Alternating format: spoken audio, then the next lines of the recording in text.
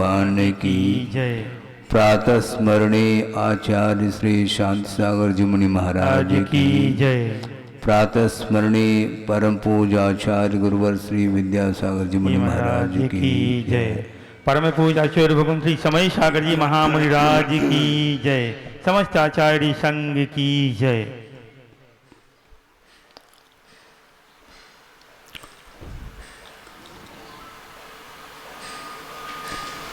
यह पंचम कलिकाल है और विशेष रूप से तप करने के लिए जो साधन अपेक्षित है उनका अभाव है, दीर्घ सहन का अभाव है, चतुर्थ काल नहीं है, वातावरण इतना उज्ज्वल नहीं है। इसके उपरांत भी पंचम काल के अंत तक हीन सहन के माध्यम से भी चारित्र का अनुपालन करते हुए तप आदि करते हुए अपने जीवन को सार्थक बनाने के लिए बहुत सारे आचार्य हुए हैं। कुंद स्वामी भी इसी पंचम काल में हुए हैं। उसके और भी पूर्ववर्ती आचार्य हुए हैं। पुष्पदंत भूतबली जिनका यहाँ पर षटखंड आगम का स्वाध्याय प्रातः काल में होता है, जिसकी टीका वीरचंद स्वामी ने की है। कर्म सिद्धांत का वर्णन, सर्वांगीण वर्णन प्राकृत में मिलता है और विद्वानों ने उसका अनुवाद करके हम और आप लोगों के लिए स्वाध्याय करने के लिए उस पुरुषार्थ करके रखा है। आचार्य श्याम सागर जी हुए हैं। उन्होंने अपने जीवन काल में जो तप किया है वह भी अपने आप में अद्भुत तप है। सुनते हैं, हमने उनका दर्शन तो नहीं किया क्योंकि उनकी समाधि 1955 में हुई है और उन्होंने अपने जीवन काल में दिगंबरत्व के साथ जीवन व्यतीत करते हुए रत्नत्रय की आराधना करते हुए एकांत स्थान में साधना करते हुए उन्होंने जो विश्व को जो बोध दिया है, विश्व के लिए जो प्रकाश दिया है, वह भी अपने आप में बहुत अद्भुत कार्य मैं समझता हूँ। क्योंकि उस समय में जो वातावरण था वह भी बहुत, वर्तमान में जो वातावरण है इससे भी स्थिति भयानक थी। जैसा कि अभी चंद्रपुर सागर जी ने कहा, चारों ओर आतंक छाया रहता था और निश्चिंत होकर के धर्म साधना करने के लिए वातावरण नहीं मिलता था। और उस समय मुनि महाराजों की संख्या भी बहुत अल्प होती थी। इसके बावजूद भी पूर्वाचार्यों की कृति को, आगम को आत्मसात करते हुए साहस के साथ और निर्भीक होकर के आत्म साधना करते हुए आप लोगों के लिए यह मार्ग प्रस्तुत किया है।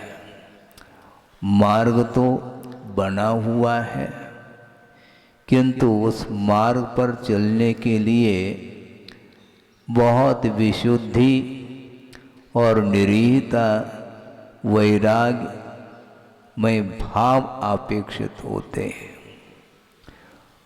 महावीर भगवान के निर्वाण के पश्चात गौतम गणधर जिन्हें केवल ज्ञान हुआ, उसके बाद और भी उत्तरवर्ती हैं। महावीर भगवान के बाद अनुबद्ध केवली भी हुए हैं, अननुबद्ध केवली भी हुए हैं और श्रुत केवली भी हुए हैं। अंतिम केवली जम्बू स्वामी मानते हैं। अनुबद्ध की अपेक्षा से और अननुबद्ध की अपेक्षा से बहुत कुछ वर्णन मिलता होगा। जितना अपने को ज्ञात है उस विषय को आपके सामने रखा जा रहा है। और श्रीधर केवली भी हुए हैं, कुंडलपुर में उनका निर्वाण स्थली जिसको बोलते हैं।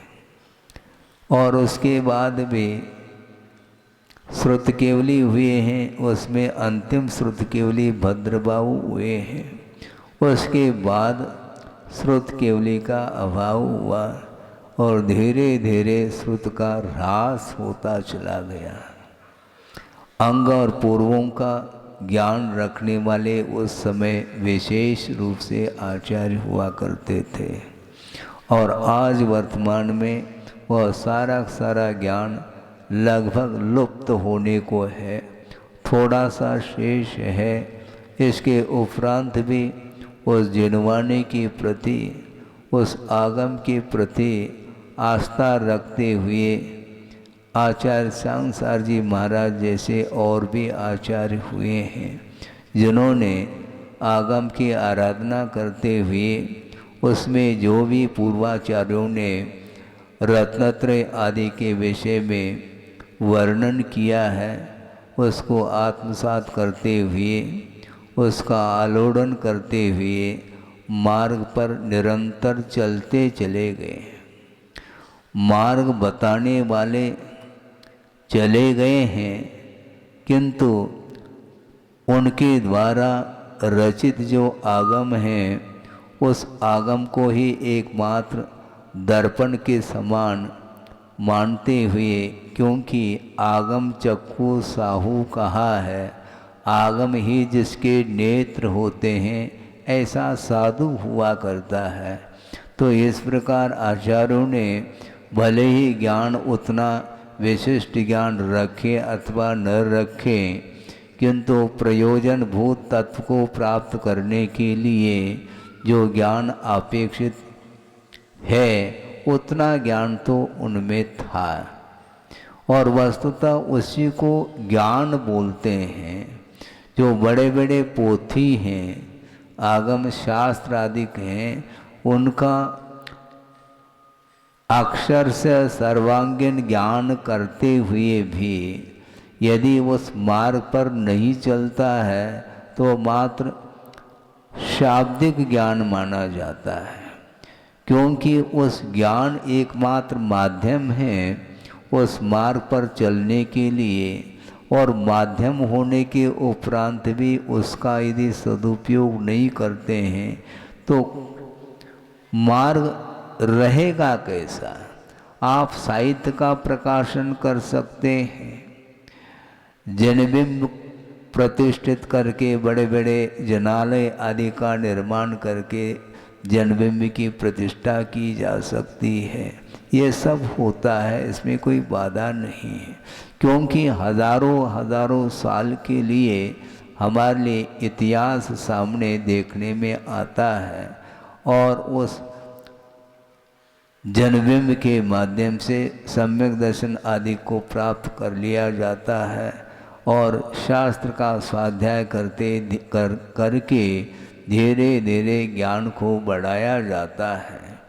किंतु कल बात आई थी कि वह चारित्र वह होता है जो सम्यक दर्शन सम्यक ज्ञान से युक्त होता है और रागादिक कालुष भावों से रहित होता है। वह चारित्र ही मोक्ष का मार्ग है, ऐसा कुंद स्वामी ने पंचास्तिकाय में उल्लेख किया है।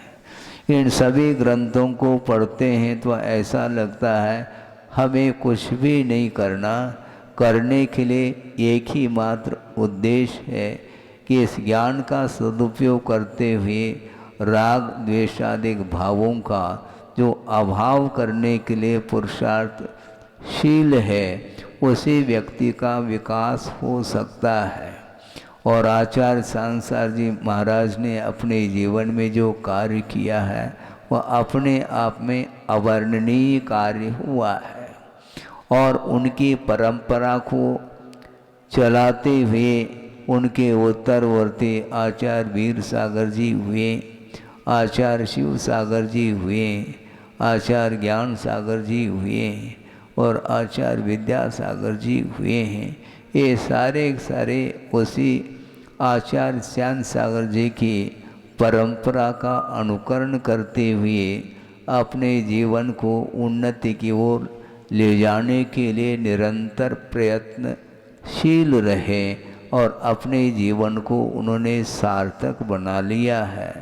और संसारी प्राणी के लिए भी यही उपदेश दिया है, अपने शक्ति के अनुरूप शक्ति को नहीं छुपाते हुए भले शक्ति का उल्लंघन न करो, किंतु शक्ति को कभी भी छुपाना नहीं चाहिए, क्योंकि शक्ति प्राप्त हो जाती है, शारीरिक शक्ति, मानसिक बल आदि, किंतु उसका सदुपयोग जो होता है वह धर्म के आधार से ही हो सकता है। और जिस व्यक्ति के जीवन में यदि धर्म नहीं है, उन शक्ति का उपयोग वह वैश्विक क्षेत्र में कर लेता है। सांसारिक क्षेत्र में शारीरिक शक्ति का उपयोग करना वस्तुतः पतन के लिए कारण माना है। इसलिए यह जो पर्याय मिली है मनुष्य पर्याय, इसको सार्थक बनाने के लिए अपने को अभी से तैयार रहना चाहिए। हाँ, ये बहुत कठिन है। सुनते समय ऐसा लगता है, मैं देखता रहता हूँ आपके चेहरों को, आप एकदम ऐसे महसूस करते होंगे कि बिल्कुल भीग गए हों। बिल्कुल, क्योंकि वातावरण इसी को बोलते हैं। आगम के आधार से कोई भी विषय दिया जाता है, उस समय वह अपने आप में झकझोर हो जाता है कि वस्तुतः यही आगम है और इसी के अनुरूप अपने को भी चलना चाहिए। इस प्रकार परिणाम हो जाते हैं। तो इस प्रकार आचार्य श्याम सागर जी महाराज ने दीर्घ काल तक साधना की और अंत में सिद्ध क्षेत्र कुंतलगिरी पर जाकर के उन्होंने संलेखना धारण कर ली और वह विधिवत आगमोक्त पद्धति से उन्होंने संलेखना धारण करके समाधि को प्राप्त हुए। संलेखना का अर्थ और कुछ नहीं होता है, क्षीण करने का नाम संलेखना, लेखना, क्षीण करना। किसको क्षीण करना?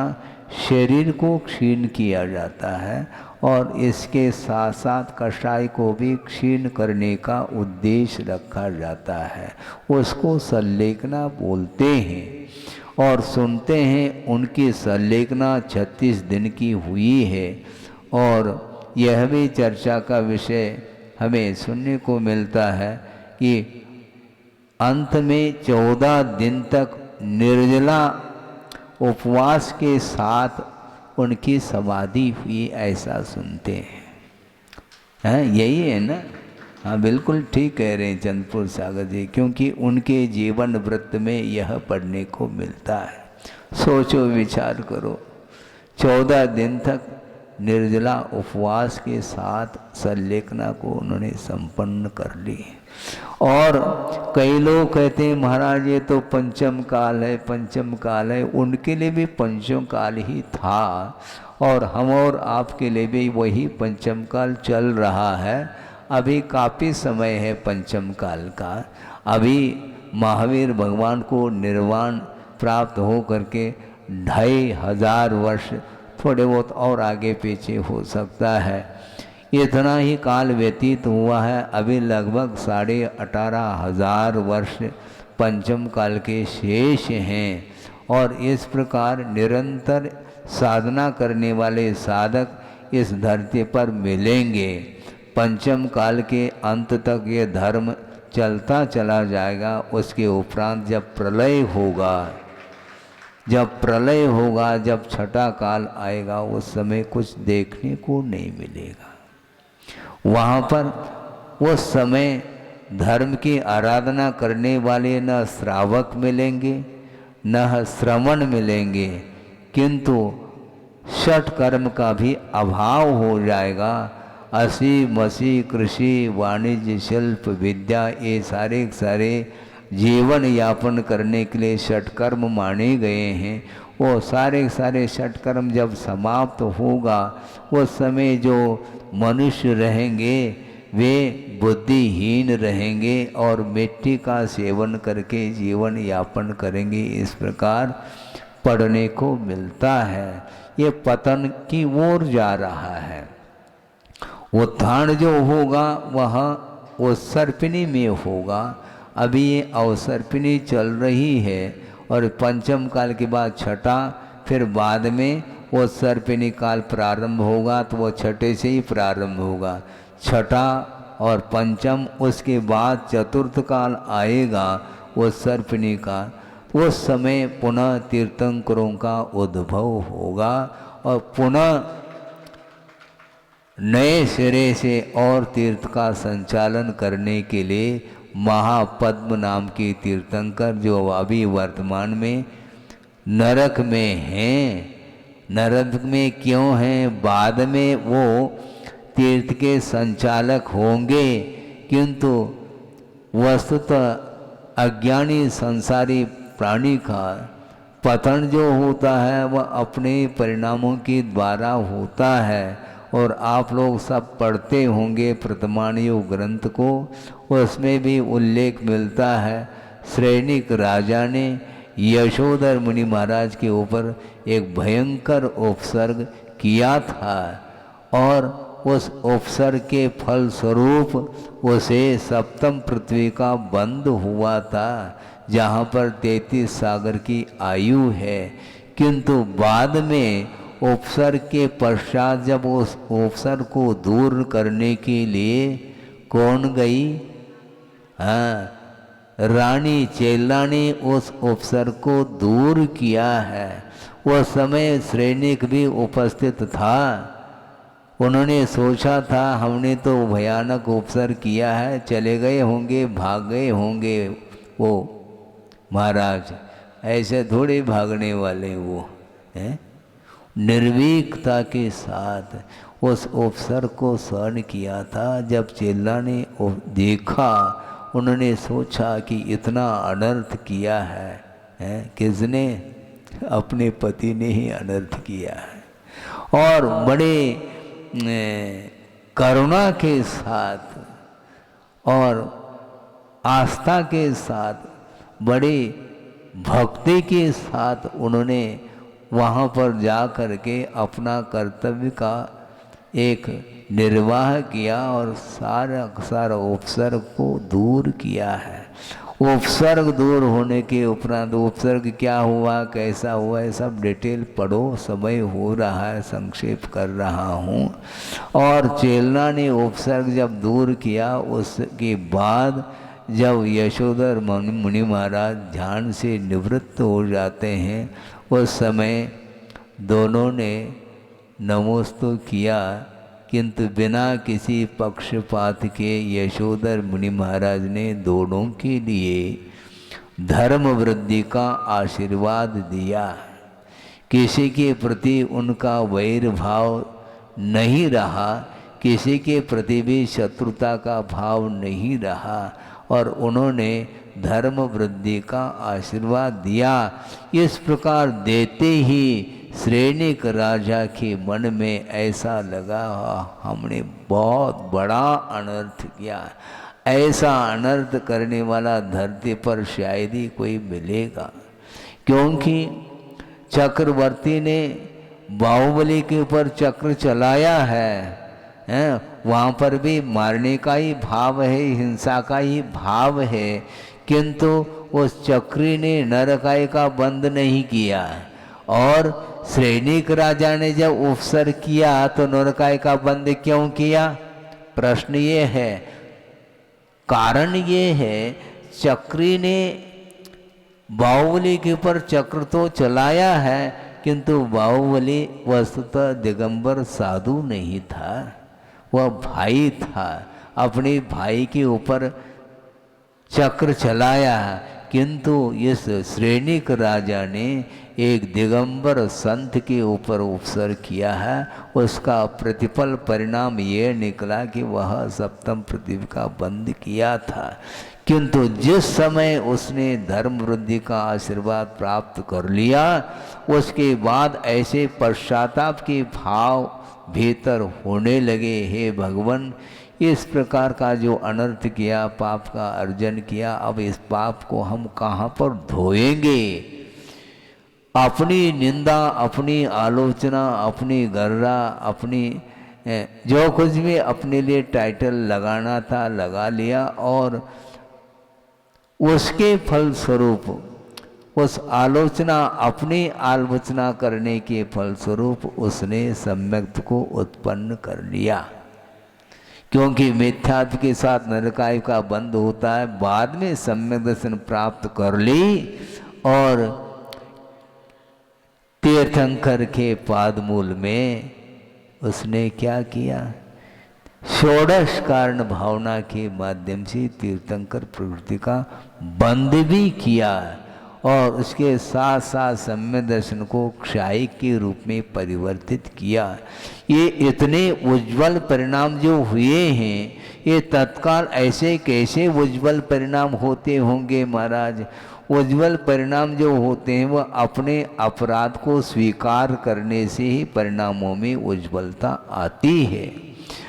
अज्ञानता के कारण संसारी प्राणी अनर्थ कर डालता है, किंतु हमेशा अज्ञानमय परिणाम हो यह अनिवार्य नहीं है।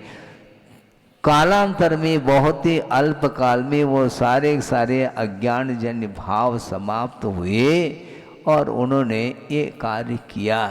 सोचो विचार करो, किंतु साम्य भाव रखने वाले यशोधर मुनि महाराज ने सोचा इसमें और किसी का अपराध नहीं है और किसी का दोष नहीं है। मेरे ऊपर जो उपसर्ग हुआ है वह किसी न किसी निमित्त से तो होना ही है। उसमें अंतरंग यदि कोई निमित्त है तो मैंने जो विगत में पाप किया है उसका यह प्रतिफल है। इस प्रकार वो सोच रहे हैं।